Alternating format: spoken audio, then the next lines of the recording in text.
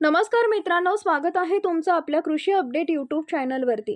कोकणात तुरळक ठिकाणी मुसळधार पाऊस पडण्याची शक्यता आहे। तसेच मध्य महाराष्ट्रात घाट भागातील तुरळक ठिकाणी मुसळधार पाऊस पडणार असल्याचा अंदाज हवामान विभागाने व्यक्त केलाय। ईशान्य आणि त्याला लागून असलेल्या पूर्व भागात पुढील 2 दिवसात मुसळधार ते अतिमुसळधार पावसाची शक्यता आहे। त्यानंतर पावसाची तीव्रता कमी होईल। कोकण, मध्य महाराष्ट्र आणि कर्नाटकच्या किनारी भागात 12 ते 15 जुलै दरम्यान मुसळधार पावसाचा इशारा देण्यात आलाय। गोव्यात पुढील 5 दिवसात मुसळधार कोसळणार असल्याचा अंदाज हवामान विभागाने वर्तवलाय। पालघरमध्ये 12 जून आणि 13 जुलै दरम्यान तसेच ठाणे, मुंबईतील पुढील 3 दिवसात 14 जुलैपर्यंत जोरदार पावसाचा येलो अलर्ट जारी केलाय। रायगड आणि रत्नागिरीला आज आणि उद्या जोरदार पावसाचा येलो अलर्ट दिलाय। सिंधुदुर्गमध्ये आज आणि पुढील 2 दिवस येलो अलर्ट असेल।